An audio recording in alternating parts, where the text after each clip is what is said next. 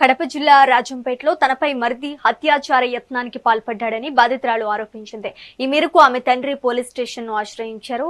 శిరీష అని వివాహిత భర్త రాజా కువైట్ లో ఉంటున్నారు. రాజా సతీమణి శిరీష, ఇద్దరు పిల్లలు రాజా తమ్ముడు శ్రీనుతో కలిసి ఉంటున్నారు.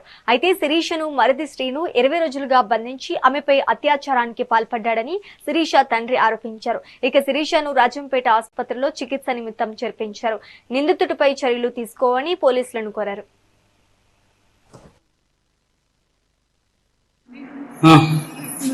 అంటే వద్దులే ఏముంటాను అని చెప్పి నా పేరు శిరీష. నన్ను కొట్టింది నా మరిది శివకుమార్, ఆ పిల్లోడి పేరు. రోజు వచ్చి తాగేసి వచ్చి కొట్టేవాడు. అనుమానించి పైన వేరే అంకుల్ ఉన్నాడు, ఆ అంకుల్తో ఉన్నావు, కంపెనీ పెట్టుకున్నావు, ఆ 20 మందితో నువ్వు ఉంటావు అని చెప్పి కత్తి తీసుకున్నాడు. కంటి అట్టుకుంటున్నాడు. కట్లు విరిగిపోయినాయి, పూరి కట్టి విరిగిపోయింది. మళ్ళీ విరిగిపోయిన తర్వాత గెంటులతో కొట్టినాడు. పాలు గిన్నె తీసుకొని దాంతో కొట్టినాడు. చెట్లు కడుపులోకి వేసి కన్నాడు. కడుపులోకి వేస్తాను మళ్ళీ జుట్టు పట్టుకొని మెట్ల పైన ఈడ్చుకుంటా పోయి కొట్టినాడు. రోడ్డు పైన కొట్టినాడు. మళ్ళీ లోపలికి వచ్చి డ్రెస్ అంతా చించేసినాడు.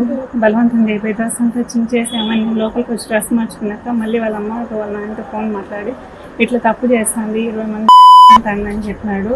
నేను చేయలేదు అంటే, చేయలేదా నువ్వు చేసినావు రా అని చెప్పి మళ్ళీ జుట్టు పట్టుకొని ఈడ్చుకుపోయి మిగతాయితే అతను ఉండరు, ఆ అంకుల్ ఉండే రూమ్ దగ్గరికి తీసుకెళ్ళి అతను డోర్ కొట్టి అతను డోర్ తీసి ఏమంటే మీరు రాను నా బయటకు నేనంటే అతను వచ్చినాడు. నేను అంటే నేను కూతురు లాంటి అన్నాను, నువ్వెందుకు అలా చేస్తావు అని అతను చెప్పినాక అతను కిందికి వచ్చినాక నన్ను లోపలికి పంపించి అతన్ని బయట పెట్టి అతను కాల్ చేసినాడు పోలీసులకి. ఏమైంది చెప్పమ్మా, ఎందుకు ఇలా జరుగుతుంది అని చెప్పి పోలీసులు వచ్చి మా అమ్మ వచ్చినారు. వచ్చింటే నువ్వు తప్పు చేసేటప్పుడు నా అన్న గుర్తు రాలేదు అని చెప్పి నా తాలిబుట్టు తీసి అతని దగ్గరే లాక్కొని అతని దగ్గరే పెట్టుకున్నాడు.